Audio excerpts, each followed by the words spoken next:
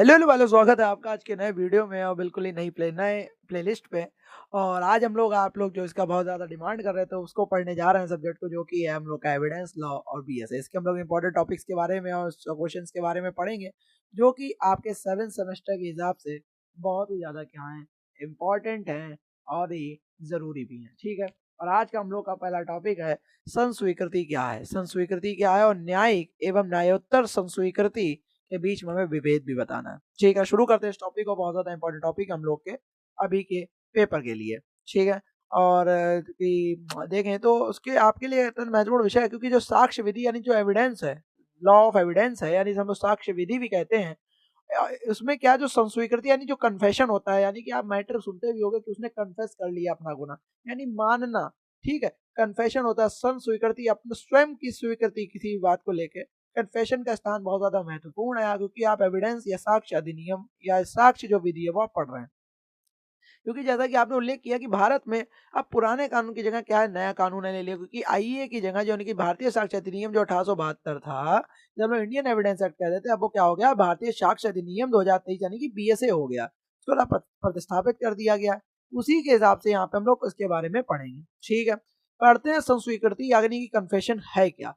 भारतीय साक्ष्य अधिनियम यानी कि बीएसए, भारतीय साक्ष्य अधिनियम यानी बीएसए में जो संस्वीकृति शब्द है उसको स्पष्ट रूप से परिभाषित नहीं किया गया है। ध्यान रखने वाली बात है कि भारतीय साक्ष्य अधिनियम यानी बीएसए में जो संस्वीकृति शब्द है उसको स्पष्ट रूप से परिभाषित नहीं किया गया है, लेकिन न्यायिक व्याख्याओं के अनुसार है कि जब कोई व्यक्ति जिस पर किसी अपराध का आरोप है, यानी कोई व्यक्ति है और उस पर किसी अपराध या क्राइम का क्या है, आरोप है, स्वेच्छा से यह स्वीकार करता है, स्वयं की इच्छा से यह स्वीकार करता है या मानता है कि उसने वह अपराध किया है, और उसने क्या मानता है कि उसने वह अपराध किया, हाँ वो एक्सेप्ट कर लेता है कि उसने वो अपराध किया है, तो उसे क्या कहते हैं, संस्वीकृति कहा जाता है। पूछा जाए, भारतीय साक्ष्य अधिनियम में संस्वीकृति को स्पष्ट रूप से परिभाषित नहीं किया गया है, लेकिन न्यायिक व्याख्याओं के अनुसार कहा गया है जब कोई व्यक्ति जिस पर किसी अपराध का आरोप है और स्वेच्छा से वह स्वीकार करता है कि उसने वह अपराध किया है, तो उसे संस्वीकृति कहा जाता है। स्टीफन के अनुसार संस्वीकृति वह स्वीकृति है जो किसी ऐसे व्यक्ति द्वारा की जाती है। स्टीफन ने के मानना था कि जो संस्वीकृति या कन्फेशन होता है वो ऐसी स्वीकृति होती है जो कि ऐसे व्यक्ति द्वारा की जाती है जिस पर किसी अपराध का क्या है, आरोप है, और जो अपराध के निष्कर्ष की ओर इशारा करती है, जो अपराध के क्या करती है, निष्कर्ष की ओर इशारा करती है। पाकला नारायण स्वामी बनाम एम्परर। पाकला नारायण स्वामी बनाम एम्परर का जो मैटर था उसके मामले में 1939 के मामले में प्रीवी काउंसिल ने स्पष्ट किया था, क्या करा था, प्रीवी काउंसिल ने यह स्पष्ट किया था कि एक स्वीकारोक्ति तब तक संस्वीकृति नहीं है जब तक वह अपराध के सभी तत्वों को स्वीकार ना कर ले। एक स्वीकारोक्ति तब तक संस्वीकृति नहीं है। पाकला नारायण स्वामी बनाम एम्परर वाले मैटर में कहा गया था, प्रीवी काउंसिल ने स्पष्ट किया था कि एक स्वीकारोक्ति तब तक संस्वीकृति नहीं है जब तक वह अपराध के जितने भी तत्व हम सबको स्वीकार ना कर ले। ठीक है, आगे चलते हैं कि भारतीय साक्ष्य अधिनियम और उसके अंतर्गत धाराएं। भारतीय साक्ष्य अधिनियम बीएसए या 2023 बीएसए के अंतर्गत प्रासंगिक धाराएं देखें तो पुराने कानून जो था आईईए इंडियन एविडेंस एक्ट और नए कानून बीएसए के 20 धाराओं का तुलनात्मक विवरण नीचे दिया गया है। कैसे है देख लो, ये पुराना कानून है इंडियन एविडेंस और ये नया कानून है बीएसए 2023 का। संस्वीकृति की परिभाषा और प्रकृति, इसमें पुराने कानून में धारा 24 के अंतर्गत दी गई थी संस्वीकृति की परिभाषा, और जो प्रकृति है वो धारा 24 के अंतर्गत दी गई थी और नए कानून में धारा 22 के अंतर्गत दी गई है। पुलिस के सामने संस्वीकृति देखें तो ये करी गई है धारा 25 के अंदर। पुलिस के सामने जो एक्सेप्टेंस होती है वो धारा 25 के अंतर्गत ही आईईए में, और इसमें धारा 23(1) के अंतर्गत दी गई है। पुलिस हिरासत में संस्वीकृति होती है, कन्फेशन था, पुलिस की हिरासत में संस्वीकृति ली गई है, तो धारा 26 के अंतर्गत आती है और ये धारा 23(2) के अंतर्गत आती है बीएसए में। और जानकारी की को जाए डिस्कवरी देखें तो धारा 27 के अंतर्गत आती है, ये धारा 23(2) परंतु आती है। ठीक है, और इसके अंतर्गत देखें कि नोट ये है कि नए कानून बीएसए में पुलिस के सामने दी गई संस्वीकृति को अब धारा 23 के अंतर्गत समाहित किया गया। पुलिस के सामने दी गई संस्वीकृति को क्या करा गया है, अब धारा 23 के अंतर्गत समाहित किया गया है नए कानून के। और न्यायिक एवं न्यायोत्तर संस्वीकृति के बीच विभेद, जो जुडिशियल वर्सेस एक्स्ट्रा जुडिशियल जो कन्फेशन होता है उसके बीच में जो विभेद है वो देखते हैं। साक्ष्य के आधार पर संस्वीकृति को दो भागों में बांटा गया है। यानी जो एविडेंस के आधार पे संस्वीकृति यानी कन्फेशन को दो भागों में बांटा जा सकता है। कैसे? न्यायिक संस्वीकृति और एक होती है न्यायोत्तर संस्वीकृति। एक होती है जुडिशियल कन्फेशन, एक होता है extra judicial confession. Judicial confession देखते हैं, यह वह संस्वीकृति है जो किसी मजिस्ट्रेट के समक्ष या न्यायालय की कार्रवाई के दौरान कानूनी प्रक्रिया का पालन करते हुए दी जाती है।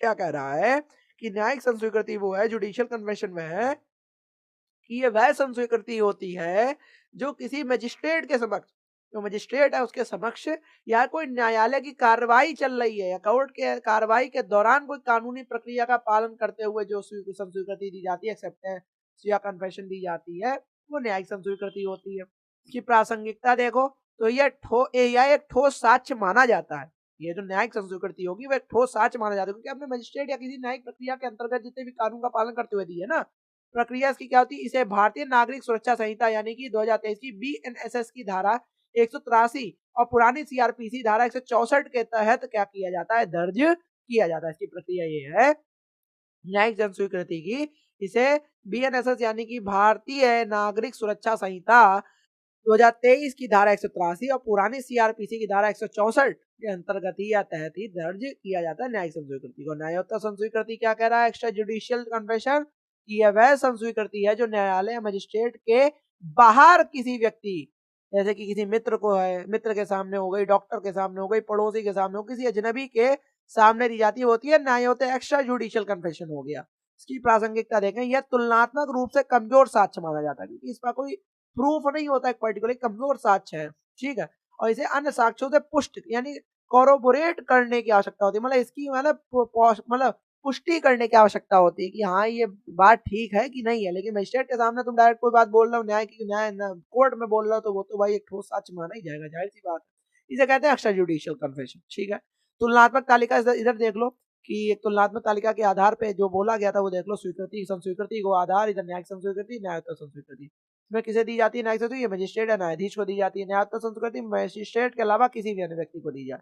दर्ज कराने की विधि इसमें बीएनएस की धारा 183 और के तहत औपचारिक रूप से होती है और अनौपचारिक रूप से होती है, यानी कि मौखिक या लिखित रूप से होगी। साक्ष्य का मूल्य क्या होता है, उच्च साक्ष्य मूल्य है इसका, वैल्यू इसकी बहुत होती है, इसके आधार पर सजा भी दी जा सकती है, ठीक है। और इसमें क्या होता है, न्यायोत्तर संस्वीकृति में यह कमजोर साक्ष्य होता है, पुष्टि की आवश्यकता होती है इसके अंतर्गत। वापसी देखो, वापसी इसके अंदर क्या देखें तो रिट्रैक्शन जिसे हम लोग कहते हैं, वापसी रिट्रैक्शन के लिए, इसे वापस लेना कठिन है, मतलब इसे वापस नहीं ले सकते और न्यायालय इस पर भरोसा कर सकता है, लेकिन इसे आसानी से नकारा जा सकता है, अतः सतर्कता भी बरती जाती है। उद्देश्य इसका क्या होता है, न्याय प्रशासन के हिस्से के रूप में दी जाती है, न्याय प्रशासन के हिस्से के रूप में दी जाती है, और यह प्रायः पश्चाताप या विश्वास के कारण, या तो पश्चाताप में आदमी किसी के सामने बोलने लग जाता है या तो विश्वास में किसी के सामने आदमी बोलने लग जाता है कि आप जैसा तुम किसी का मर्डर करके आपने दोस्त से कहा यार मार दिया यार, ठीक है, तो वो तो तुम या तो उसे बता रहे हो या पश्चाताप में करो या गलती हो गई यार मार दिया, उसके सामने मजिस्ट्रेट के सामने थोड़ी हो, मजिस्ट्रेट के सामने उसने बोल दिया तो वो तो साक्ष्य माना ही जाएगा, बाद में तो उस बात में तुम पलट थोड़ी पाओगे, 10 लोगों के सामने बोलोगे कोर्ट में खड़े होकर मजिस्ट्रेट के सामने, ठीक है। खैर आगे देखते हैं, इसमें महत्वपूर्ण केस लॉ जो कि बहुत ज्यादा इंपॉर्टेंट होते हैं हम लोग के हर एक क्वेश्चन के अंतर्गत वो होता है। पहला देखते हैं साहू बनाम उत्तर प्रदेश राज्य, पहला केस लॉ हम लोग का साहू बनाम उत्तर प्रदेश राज्य 1966 का। क्या कह रहा है इसमें, तो इस मामले में कह रहा था कि न्यायालय ने कहा कि संस्वीकृति केवल दूसरे को संबंधित नहीं होनी चाहिए। इस मामले में न्यायालय ने कहा कि संस्वीकृति केवल दूसरे को संबोधित नहीं होनी चाहिए, यदि कोई व्यक्ति अपने आप से भी बुदबुदाते हुए अपराध स्वीकार करता है और कोई उसे सुन लेता है तो वह न्यायोत्तर संस्वीकृति मानी जाएगी। मतलब इस साहू बनाम उत्तर प्रदेश के मामले में बोला था, इस मामले में न्यायालय ने कहा था कि संस्वीकृति केवल दूसरे को संबोधित नहीं होनी चाहिए, संबोधित कर रहा है किसी को नहीं, यदि कोई व्यक्ति अपने आप से भी बुदबुदा रहा है कि यार गलती हो गई, किसी ने सुन लिया तो वो भी न्यायोत्तर संस्वीकृति मानी जाएगी। प्यारे लाल भार्गव बनाम राजस्थान राज्य, उच्चतम न्यायालय ने स्पष्ट किया था कि यदि संस्वीकृति स्वेच्छा यानी वॉलेंट्री से दी गई है तो वह सत्य मानी जा सकती है, भले ही उसे बाद में वापस ले लिया गया। अगर उसने स्वयं की संस्वीकृति या मतलब कि उससे दी है, खुद ही बोल बोल के दी है, तो वो सत्य मानी जा सकती है, अपनी मर्जी से कर दी है, वॉलेंट्री। ओके, पलविंदर कौर बनाम पंजाब राज्य, पलविंदर कौर बनाम पंजाब राज्य का मैटर देखें, उसमें कह रहा है कि न्यायालय ने यह सिद्धांत दिया कि संस्वीकृति को या तो पूरी तरह स्वीकार किया जाना चाहिए या पूरी तरह खारिज। न्यायालय ने सिद्धांत को ने यह सिद्धांत दिया था कि संस्वीकृति या तो उसको पूरी तरह स्वीकार कर लो या तो उसको पूरी तरह खारिज कर दो। इसे टुकड़ों में इनकल्पेटरी और एक्सकल्पेटरी बांट कर केवल दो सिद्धि वाला हिस्सा इस्तेमाल नहीं किया जा सकता। मतलब या तो इसको कोई संस्वीकृति है, ठीक है, उस बंदे ने आवाज पूरी बात बोल दी या कर दी, तो न्यायालय ने इस मैटर में, पलविंदर वाले मैटर में ये कहा था कि या तो संस्वीकृति को आप पूरी मान लो कि हाँ ये सत्य हुई है, और या तो आप उसको खारिज कर दो। इसको टुकड़ों में मत मानो कि इतने पार्ट में उन्होंने बोला इसी आधार पर तो इतने पार्ट में इसने कहा इस हाथ पे छोड़ दो, ऐसा नहीं हो सकता। ना इनकल्पेटरी या एक्सकल्पेटरी बांट कर उसको केवल दोष सिद्धि वाला हिस्सा इस्तेमाल नहीं किया कि इसमें से का दोष ही सिद्ध हो रहा, ऐसा नहीं हो सकता। नए कानून बीएसए में मुख्य बदलाव क्या करे गए थे वो भी देख लो भाई, कि धारा 22 बीएसए कह रहा है, इसमें स्पष्ट किया गया है कि यदि संस्वीकृति प्रलोभन, धमकी या वादे, यानी कि इंडोसमेंट हो गया, थ्रेट हो गया, प्रोमिस के प्रभाव में दी गई है तो वह अप्रासंगिक होगी, मानी नहीं जाएगी। ठीक है, किसी के दबाव में देने वाली एक तरीके से। धारा 23 में यह पुलिस के सामने दी गई स्वीकारोक्ति को प्रतिबंधित करती है। हालांकि यदि उस स्वीकारोक्ति के आधार पर कोई नई वस्तु या तथ्य बरामद होता है तो वह ऐसा साक्ष्य में स्वीकार होगा, जैसे कि पुरानी धारा 27 में था। मतलब जो पुरानी धारा 27 में था तो वैसे ही क्या इसमें कहा गया, अगर पुलिस के सामने दी गई जो आपकी जो कन्फेशन होती है वो प्रतिबंधित होती है, ज्यादा मान्य नहीं होती है, लेकिन उस स्वीकारोक्ति जो आपने करी है उसके आधार पर कोई साक्ष्य मिल जाता है उस पर्टिकुलर स्थान पर, तो वो जो है क्या होगा, साक्ष्य माना जाएगा। लेकिन आपकी जो टेस्टिमनी होगी, जो आपसे बातचीत होती है, वो सब नहीं मानी जाएगी। इलेक्ट्रॉनिक साक्ष्य होते हैं जो अब आजकल आ गए नए कानून में, इलेक्ट्रॉनिक रूप से दर्ज संस्वीकृतियों को भी अधिक स्पष्टता के साथ स्वीकार किया गया है। ठीक है, तो ये इलेक्ट्रॉनिक साक्ष्य हो गया। क्या कह रहा, अब आखिरी में निष्कर्ष ये करा कि संक्षेप में न्यायिक संस्वीकृति कानून की सुरक्षात्मक छतरी के नीचे होती है, जबकि न्यायोत्तर संस्वीकृति बाहर की दुनिया में दी गई स्वीकारोक्ति है। एक कानून के छात्र के रूप में आपको यह ध्यान रखना चाहिए कि बीएसए 2023 के तहत साक्ष्य की विश्वसनीयता अब और अधिक कठोरता से परखी जाएगी, विशेषकर पुलिस हिरासत में दिए गए बयानों के मामले में। समझ में आ गया होगा यहाँ तक। और मेरे हिसाब से आपको कोई ऐसी कोई इसमें टफ कोई लैंग्वेज मैंने नहीं इस्तेमाल करी, बिल्कुल ही इजी वे में समझाया, और इसको आप बहुत ज्यादा एलोबरेट करके अपने हिसाब से लिख सकते हो। ठीक है, और मेरे हिसाब से आपको ये पहला हम लोग का टॉपिक, ये जो हम लोग की प्लेलिस्ट का टॉपिक समझ में आ गया होगा।